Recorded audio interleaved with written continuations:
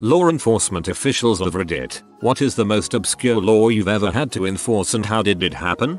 I'm a corrections officer at a state prison. I was assigned to work in the mesh hall one day. I was told by my sergeant, the inmates can take the spice cake out of the mesh hall and back to their cells, but they can't take the dollop of whipped cream that is on the spice cake. I was slightly confused and asked, so, they can't take it out of the mesh hall then? Or can they lick the whipped cream off? He told me, they can lick it off. So there I was, standing in front of the area where the inmates turn in their feed up trays, not allowing anyone to leave with their dollop spice cake unless they licked it off.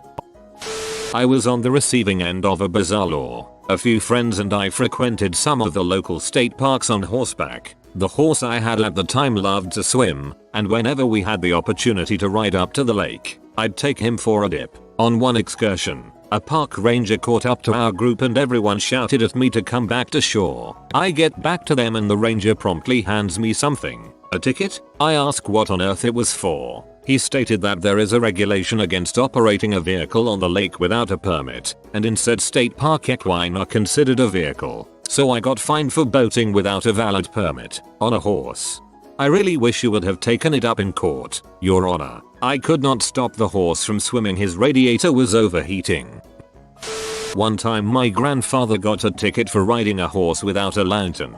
Local cop and him weren't on good terms, and he was going to a friend's to get drunk. So he rode his horse instead of driving. On his way home, at night, he said the cop stopped him, and because he couldn't cite him for being drunk, he wrote him up for riding a horse without a lantern. Depending on the state, it's actually quite possible to be cited for riding a horse while drunk. It's in multiple state statutes. I don't remember which ones, but I looked them up this past week for work. In Flossmoor, Illinois, it is a ticketable offense to park a pickup truck in front of your house. This includes parking it in your own driveway. Yeah, it is a town full of rich snobs. One rich guy loved his truck and parked it in his driveway anyway. He got a couple tickets a week, paid them anyway, and kept doing what he wanted. In New Jersey, there are very specific laws regulating the size of stop signs on ice cream trucks. I am not a law enforcement officer, but a legislative aide for a state representative. A few weeks ago, a very angry middle-aged man called the office complaining about the ice cream truck parked down the street from his house. At first I thought he was kidding, but then he started citing NJ Statute 39. For 128.5, laying out how big an ice cream truck stop sign must be, and how far it must extend off of the truck. I called the local police department, and after assuring them I was not a prank caller, and that I did work for the senator, they said they would assign someone to the case. I got a call 2 days later saying they went down to the ice cream truck with measuring tape, and sure enough the stop sign was not regulation size. The ice cream truck was cited, fined, and given a week to get a new stop sign. I'm not sure who calls the police, or their senator's office, about this type of stuff, but I have a funny feeling that this angry old guy was a competing ice cream man. Frick the Hatfields and McCoys, I want to see a TV show about this battle raging between two ice cream men. Had a guy who was homeless, but would sit out next to bars and squeeze baby puppies until they start yapping. The drunk people coming out of the bars would end up feeling compelled to buy the puppies from him. I responded to several calls with this guy, but he knew exactly what to say to get out of trouble. We would get animal control to respond, but he knew what to say in order to keep the puppies. We eventually just got him for illegal sale of animals. I think he's in jail now for stabbing someone too. I'm surprised no drunk person ever just beat the crap out of him, or a sober person.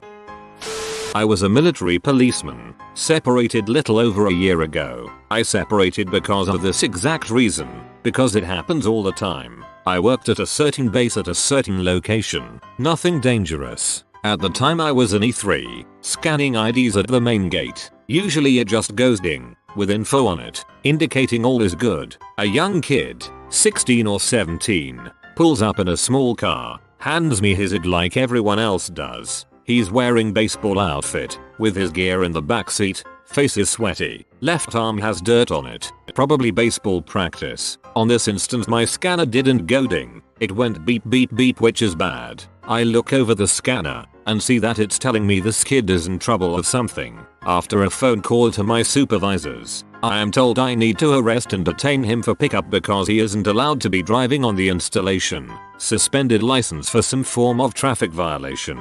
I ask over the phone when it expires, and to my amusement it ends on that day's date. So I obviously know this kid. He actually was coming home from baseball practice. Thought he was allowed to drive today. I told my supervisors I would let him on base as long as he parks the car in the lot nearby and has someone pick him up since it's obvious he assumed he could drive today. They agreed. I get off the phone, tell the kid to park his car in a nearby lot to talk to him. I tell him he can't be driving yet, but tomorrow he is allowed to. He was very apologetic. Nice kid. He calls his dad, who ended up being a high-ranking officer, to pick him up. As I say goodbye and walk away, my radio is going off. By my supervisor's supervisor, Evald Zero Hnut, you will apprehend that individual immediately. I will be en route to pick up and read him his rights. Stand by for my arrival. I felt so bad for the kid. I felt like we became friends. So I told him to get off the phone, and how sorry I was that I had to do this. You could see his face. How sad he was that he is going to be in trouble with his dad now. I told him it isn't anything bad. We will work it out, I promise. Handcuffed and searched him. He was so sad. He did nothing wrong. Wasn't even on the installation yet. I was being the helpful cop to the community. Then some idiot supervisor led thought he was being the hero of justice. Luckily though, kid was alright. Another patrol came by, heard what was happening, said he would take the kid, told me to unhandcuff him. He said I'll take the rap for this one, Evald Zero Hnut, and he did just that. Kid went to his father, who yelled at the supervisor led. They came out and thanked me later that day. Sometimes officer discretion is all it takes to form a trustful relationship with the community. A driving while suspended is a huge ticket and that kid would have been in trouble for a long time. I can't believe someone would be willing to inflict such punishment over an obvious mistake like that just for a collar on his resume. Not me, but I heard a story in training of a person arrested for being drunk in charge of a horse, and it getting defeated on a technicality. This guy had been warned about riding his horse drunk, and so to beat the system he would ride the horse to the pub, get wankered, and then let the horse carry him home. Local plod saw him, remembered that he'd had a caution before, and arrested him for being drunk in charge of a vehicle, as the horse was counted as a vehicle because of stupid case law. Gets to court, and gets dismissed. His argument was that he was not in charge of the horse, he was too pee to change its speed or direction. The horse simply knew its way home and walked there itself. This. Finally, I have a good story to share with Reddit. My father was the chief bylaw enforcement officer where I grew up. After a person complained that his neighbor's chickens were eating his asparagus, my father had to write a law that made it illegal for chickens to cross the road. A TV show in Canada called On the Road Again made a whole episode about it. In Kennesaw, Georgia, there is a law that states that all homeowners must own a gun. I'm curious to hear if anyone has gotten in trouble for that one. I live there. Most definitely not enforced, and it's not like there would be a way to anyhow. I am a former officer. I can't think of any law I enforced that was too obscure, but there is a legendary story of a colleague writing a ticket for violating the no parking zone for a hearse outside a church during a funeral. Lewdness. A guy was passing out pee in front of a mall. He was only handing it to adults, so we couldn't get him with providing pee to a minor. I had to call the oldest supervisor we have. He's been on for 30 years and he knew what to do. He had a similar incident in the early 90s. Buddy of mine is a cop. It's not really a dumb law situation, but he was pulling out of an intersection where he saw some high schoolers in a shoving match on the other side of the road. They immediately stopped when they saw him. The idiot kids then ran across the road up to his now parked car and tried to explain. Apparently the dumbass kids were fighting over a bag of weed that went missing. My buddy ticketed them for jaywalking when they crossed the road.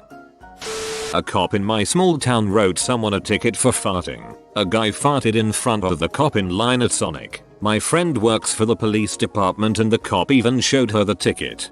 I'd show up and defend myself.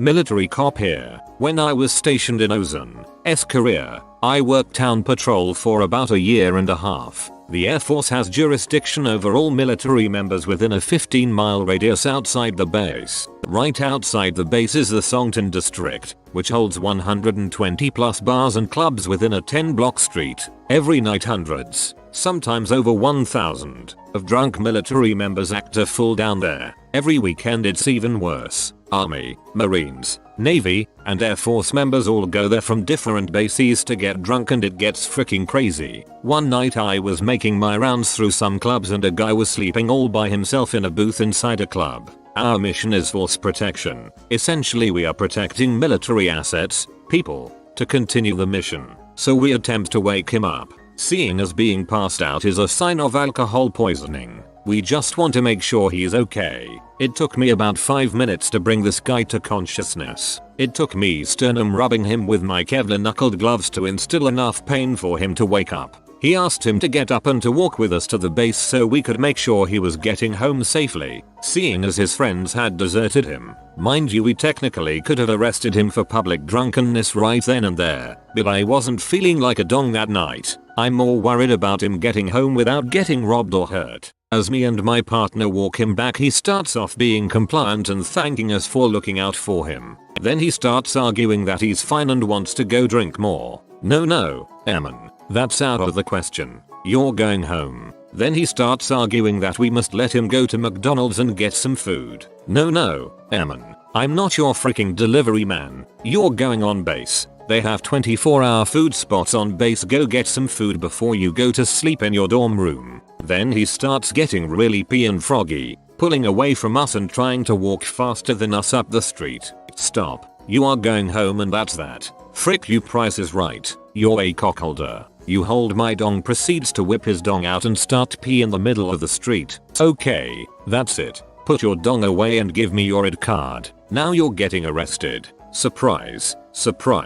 Guess who is publicly intoxicated, provoking speech and gestures, indecent exposure, and now underage drinking? And to think, if he had kept his mouth shut he could have got away with all of it. All because he wanted to take a nap in the club. Fun times, Korea. Fun times.